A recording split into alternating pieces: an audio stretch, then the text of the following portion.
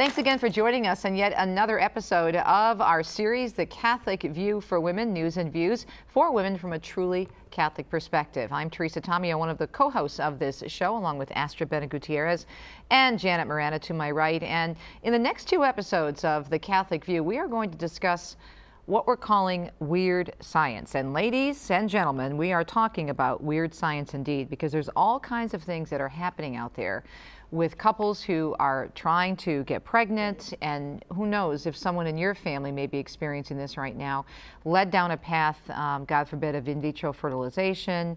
There's also stories out there now about selective reduction. In the next episode, we're looking at how women are being objectified and they're damaging themselves physically, spiritually, economically, through egg harvesting, all kinds of strange things going on. And again, you know, we keep talking about this in this series.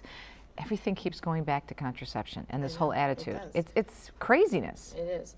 You know, there's two sides here with the in vitro, is that very often the couples that are doing it are just not even aware that it's against church teaching. I mean, some of them are just really people who have been raised good Catholics, married in the church, trying to have a child, innocently go down this road. But why? Because the doctors are recommending it. You know, a girl who's going to a giant gynecologist month after month when they're trying to have a family, and she's having difficulties, they're ruling out different things, and they try this and that. I mean, and very often it's the doctors who are recommending IVF, and then they're not totally thinking about it and analyzing what's happening, but they're so desperate wanting to have a child, they begin going down this road.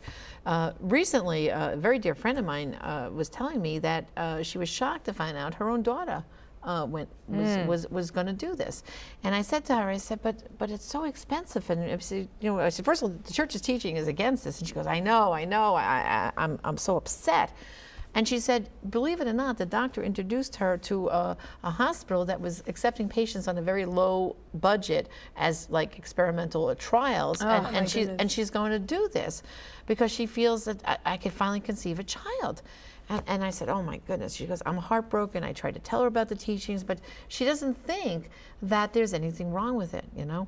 And that's what the problem is. You know, we all know how in vitro works. You know, they collect the woman's eggs, they collect the sperm from the dad, and then you're literally conceiving in a petri dish. In a petri dish. Petri dish. And they take multiple embryos then at that point, which are human beings, and then they freeze them until it's time to do the procedure, because they have to wait till a certain point to do the procedure on the woman, because then they have to give her all kinds of extra injections and things to get her uterus like ripe for implantation of all these. And then what they do is they'll implant as many as 5, 6, or 7 embryos, children, because they know they all won't take it. In some cases, they won't take it all. I mean, so now you've destroyed those 5, 6, and 7 lives. And the other thing is that many women try this more than once, and the expense they go through. And it's also, if I understand, very painful and damaging physically. It is. Now, you've got some quotes. We've got a lot of material to go over. Yeah, so I mean, you found some really interesting work and this is the point. What happens is, once they say it's successful, so very often they'll have triplets or quads that they've conceived. And here's the dilemma. I'm going to read, this is from one gentleman, and here's what he says. I just have to read his whole complete story because it's and so this sad. Combines the two things we're talking about, right. In vitro and selective reduction. Because that's the next step. What happens is when they're successful, it's usually more than just a singleton, as they would put it. It's a multiple birth, right. You know, multiple pregnancy. So let's see what this one gentleman said. My soul carries a new scar. The pain is fresh and keen. And I know that while time might see the pain fade, I will never fully recover from what I've been through and done. For I have failed intentionally and knowingly in the first duty of a parent, protecting the 2 lives of my children. My wife and I wanted children. Alas, we needed IVF treatment to realize this dream. Several cycles and multiple embryo implantations later, we welcomed our blessing from God, who is the light of our lives. Recently, we tried for another. It never rains, but it pours, said the fertility doctor. Of the 3 embryos that were implanted, all 3 took. We were faced with the news of triplets. I was shocked knowing the burden that would entail, but since God gave us 3, I was prepared to do whatever I needed to do to help manage and provide. My wife, something snapped. She insisted that we do a selective reduction from 3 to 1, or else she would have a full abortion. She was adamant. She would not carry 3. She would not carry 2. I was presented with a difficult decision. Save one or save none. I chose the former, though I tried on several occasions to convince her to at least keep twins. I failed. We were told point blank by the doctor who would do the procedure that they would inject potassium chloride into the placenta to stop their hearts. We were told point blank that it was painless. Even then I knew I was being lied to, but given the choice presented, I agreed anyway. My mantra became, save one or save Oh my none. goodness. This is just part of the culture of death. I mean, it's another fruit, right, from the same tree right. of contraception. I'm sorry, but sometimes selfishness. We understand that people who cannot conceive children, it is a cross to bear, but when you see what happens here, babies are dying and women are suffering tremendously. I've heard of women that have also died because of the hyperstimulation of their ovaries. So it's a very dangerous procedure, but we know, Janet and Teresa, that it's a multi-million-dollar the money industry. involved. There's a lot of money involved, so couples automatically are offered in vitro, and they're not told about alternative treatments that are healthier and much more inexpensive. Right. It's frightening to me because this is what the church is talking about in terms of us playing God. And in this case, we really are trying to do that. Yeah. I mean, just awful. Right. And you know, as of course, Teresa, I'm a mother of twins myself, and I remember what it was like. I had a 23-month-old child when my twins were born. So you can imagine, you have one and then you find out suddenly having twins. And I didn't find out till my 9th month, but this is before ultrasound came into play. I remember feeling anxious and upset, like, oh my goodness, how am I going to take care of 2 babies? But never in the world did I ever think that I would want one of them taken away and only deal with one, you know. But but I can understand that panic sets in when you hear it's a multiple birth, or you know, that you're carrying. But no way. But here's another example. Listen to this woman. As Jenny lay on the obstetrician's examination table, she was grateful that the ultrasound tech had turned off the overhead screen. She didn't want to see the 2 shadows floating inside her. Since making her decision, she had tried not to think about them, though she could often think of little else. She was 45 and pregnant after 6 years of fertility bills, ovulation injections, donor eggs, and disappointment, and yet there she was, 14 weeks into her pregnancy, choosing to extinguish one of those 2 healthy fetuses, almost as if having half an abortion. As the doctor inserted the needle into Jenny's abdomen, aiming at one of the fetuses, Jenny tried not to flinch, caught between intense relief and intense guilt. Now, that was an article that was written, it was in Weekend New York Times Magazine. It was. Yeah, yeah. And if you remember, I You was were at my house. I was at Yeah. Teresa's house. I read this article, and of course, being a mother of twins, I like screamed. I said, I can't imagine this. I can't imagine this. Having 2 children inside of you and laying there, like she's saying, and knowing that one is deliberately being killed. And remember, we were talking about that article. What was so frustrating about it is that they were trying to present, and you know, the New York Times, being so balanced. And So see, in our balanced. day and age now, we have this option. That's right. For women and For for women. families, and it's Right. okay, you know. And it's another just attack on the weird unborn. science, as we're It talking is, about it today. is. We're going to take a break. We have a lot more material to cover. When we come back, we're going to hear from a medical expert and what the church says about these things, and also what is the correct way to approach infertility. It's not that the church is insensitive to this, it's that there's a godly and a proper way to go about this. Stay tuned. We'll be right back for more Catholic View for Women right here on EWTN.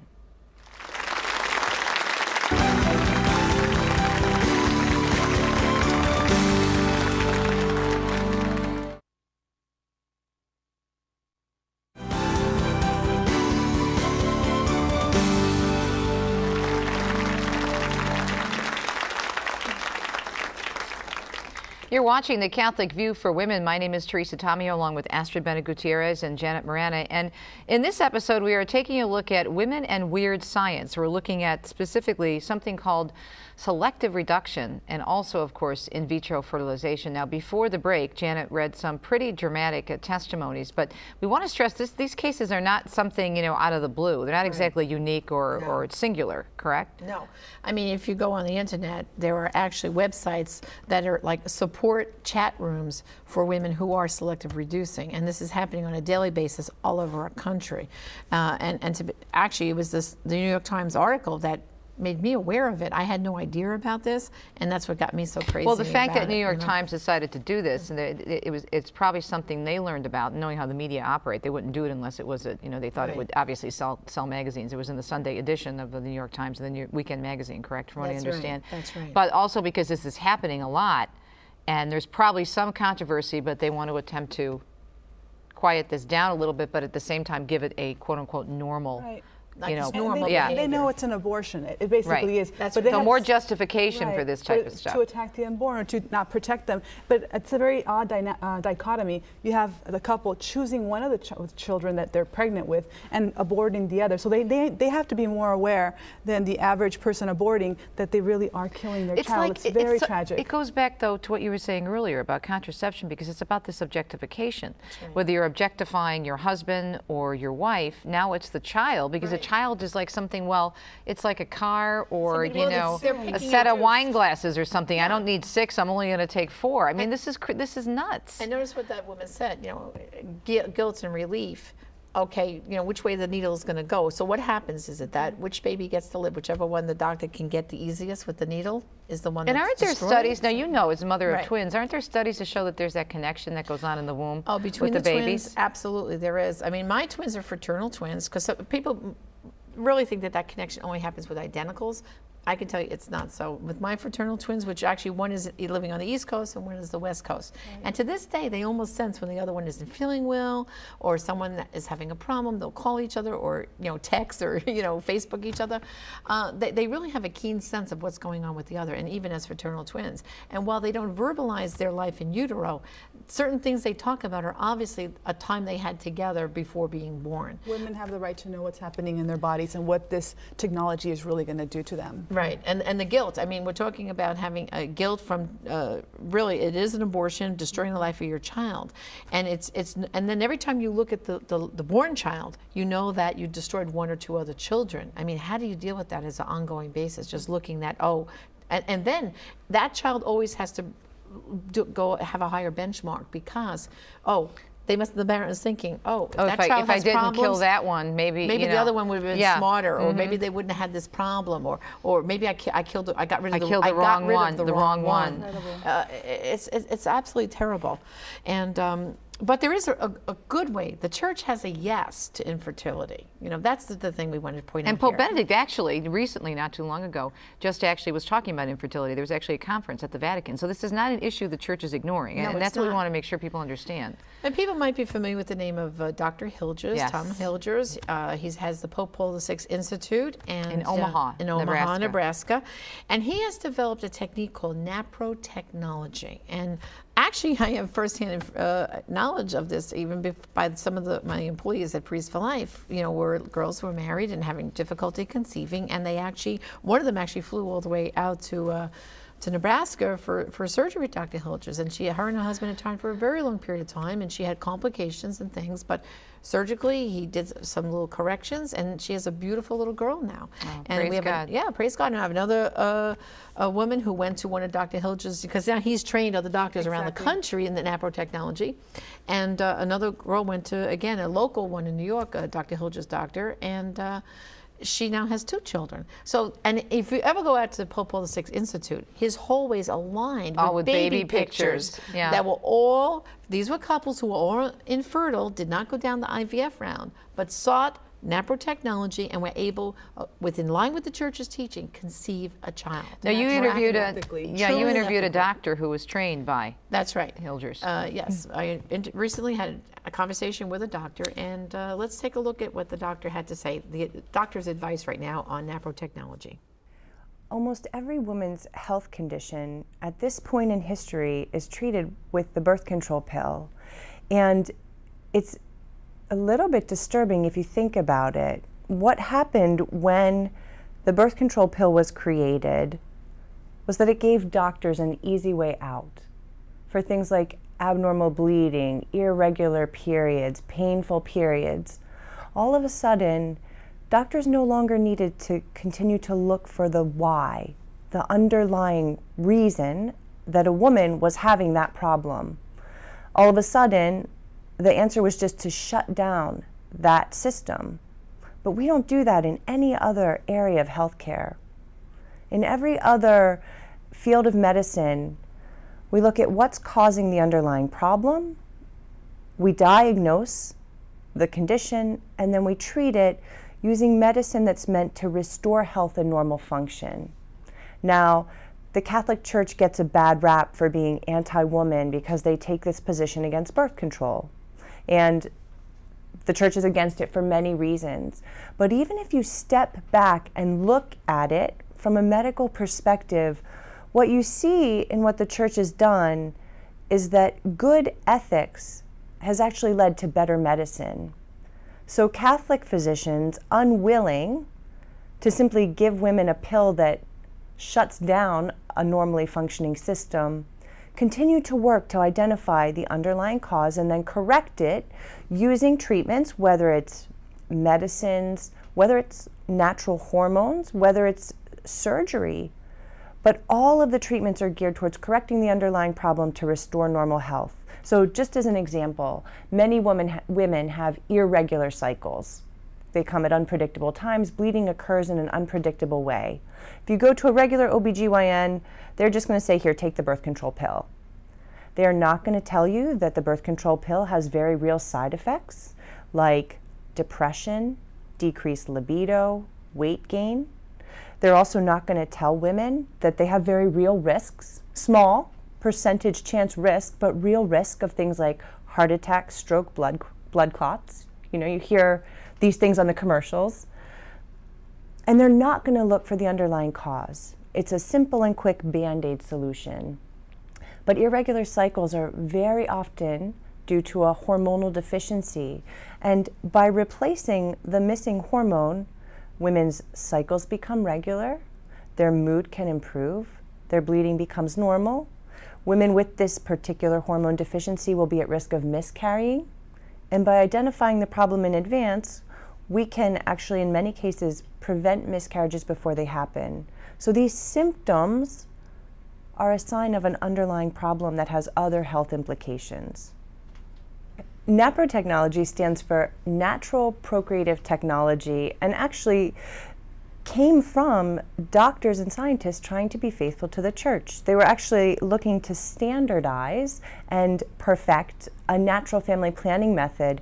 But as they did their research, what they found is that the natural family planning chart that a woman records documenting the changes in her menstrual cycle could be used as a diagnostic tool and could also be used to help determine and time treatment, so that now we have alternatives to the birth control pill for almost every women's health condition that's treated with the birth control pill. Irregular cycles, abnormal bleeding, polycystic ovarian syndrome, severely painful periods. We have alternatives for treating menopausal symptoms and things that occur in the perimenopause. And we have a phenomenal alternative to in vitro fertilization for treating infertility and recurrent miscarriage.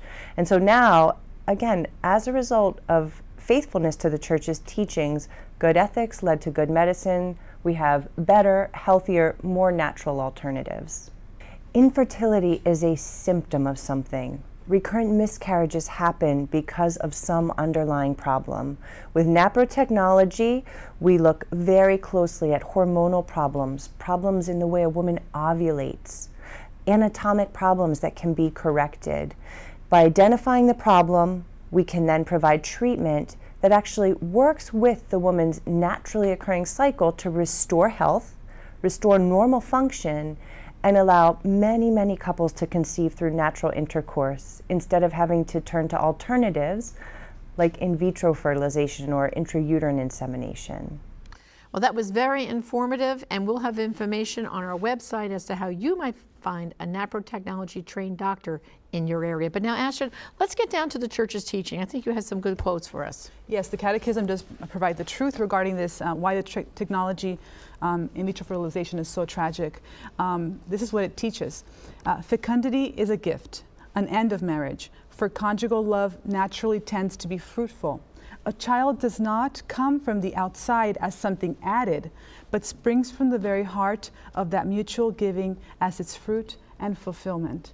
So we see how in vitro and these technologies violate what God naturally designed for marriage. Now, we talked about NAPRO technology, but there are other technologies that are illicit that I want to mention just for clarification for our viewers. So in lieu of IVF, people can consider the following technologies, and this one is, the acronym is GIFT. gamete intrafallopian transfer, and I'm glad we had you read this. I've been practicing. And LTOT, which is low tube ovum transfer, which they do not violate what we just talked about right now. It respects the marriage and the marital act the way God designed it. And also, it's better for the woman. That's right. That's what I think is really important. And again, we've been stressing this over and over and over again. Sometimes I feel like I would say broken record, but nobody knows what records are anymore unless they're, you know, over 35. Right, and the truth has been unleashed. Yeah, we see it exactly. in reality shows now. There's a show out, Juliana and Bill, where there's a couple going she's through. She's the entertainment reporter, and Yes. they've been monitoring, following her with her, you know, and it's been really painful from what Very you've been telling me. painful. She ended up in the hospital after her second cycle of IVF. It's very tragic to see the emotional turmoil, the stress on their marriage, and then the deception at the very end. So we're not making this up. This is something couples really are going through, and the secular media is acknowledging as well. In terms of the information, is it getting out there though, do you think? Little by little. But I think the problem is, like I talked about my friend's daughter. Because these, I don't mean to interrupt you, but these articles that you're reading from Right. seems to endorse it as opposed to trying to shed light on this topic. Which The New York Times article. Well, yeah, that's what they are. Those articles are really endorsing it. And I think because we don't hear in the pulpit, I mean, did you ever hear a homily on IVF? You know, saying that No. you shouldn't use IVF? So like, that's why my girlfriend was so shocked about her daughter, because she said, I'm explaining to her why it's wrong. She doesn't understand. She goes, show me where the church says, or where in the Bible, or where in the catechism, you know, what they always say. And I think that's the problem. The information, the secular media so saturates the culture, like, oh, this is just another good thing, la, la, la, la, la. And then they look at us because they Right. say, well, you're so pro-life, you know, Right. the church is so pro-life. Why are you Why against would them you having children? against them having children? Exactly. Absolutely not. Objectively speaking here, it's true for the pill and all the contraceptives, and it's true for IVF. It kills babies. It forms human beings to harvest them, to freeze them, to discard them, to experiment on them. That's the reality, is whenever you use IVF, children will die, as it happens with contraception as well. So we know this objectively. Any doctor will acknowledge it. They just twist the language so people don't feel so bad about it. But the reality is that we're dealing with bodies and souls that are lost through this. Right. It's just very, that's why we called this episode Weird Science. Now we do have quite a bit of homework for people, and this is important because there's a lot of information out there, and we want to give you the most recent information and the best websites.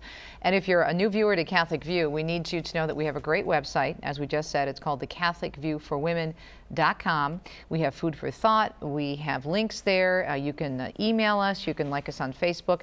This will give you an opportunity really to dive a little bit deeper into the topics that we present, especially a topic, you know, such as selective reduction and in vitro fertilization. Janet? Okay, so for our homework, again, on the website, there will be links to the following two documents, Donum Vitae and also Dignitatis Personae. And also we'll have the catechism, quote that Catechism 2373 to 2379 that Asher quoted from. And these things need to be delved in deeper. We'll have discussion questions up there for them. And also, too, I think we need to turn to our Blessed Mother. And as you know, with the series, we have our Madonna of the Kitchen. Mary is the model for us, really. And, you know, when we come to these difficult decisions, having images of Our Lady around your home, and the Madonna of the Kitchen is another perfect example how we can bring Mary into our home, into our spirituality. And those of people who are having difficulty conceive a child, turn to our Blessed Mother, say a daily rosary, and pray for God to grant you the gift of life of children. I do think it's really important, again, to tell people that the church is not trying to say that they're insensitive to this topic. That's right. Because the church is very, very sensitive to it. And there, as you read from the Catechism, and as you've read in terms of an interview, the doctor, the expert on nephro-technology, there are options. People just don't hear about them. That's right. And that's one of the reasons why I wanted to do this show. Absolutely. Okay. Now, some of these documents are there. You can get hard copies of them too, can't you? Sure. If you go, first of all, if you go to the USCCB website, you can order them, because this might be something, ordered. if you're in a women's group, especially Yes. with young married women. I'm thinking that might be a really good resource. I know Priest for Life has all kinds of things you can order from priestforlife.org. And I know in right? the religious catalog here at EWTN, they also have many of the church documents you can get from the religious catalog also. Right. And also, we didn't include this, but you can also look for a CD by Dr. Marie Meany from Human Life International. Oh, that's right. You mentioned that before the show, right. It's called Embracing the Cross of Infertility, so that we can really walk with Jesus and Mary through this difficult process. Wow, great discussion. Again, it just went by so quickly. That's why we're going to have another show coming up on Weird science. So stay tuned. And again, go to our website. That is CatholicViewForWomen.com. I'm Teresa Tomeo for my co-hosts, Astrid Bennett Gutierrez and Janet Morana. Thanks so much for tuning in, and we'll see you next time here on EWTN, of course, on The Catholic View, news and views for women from a truly Catholic perspective. We'll see you next time.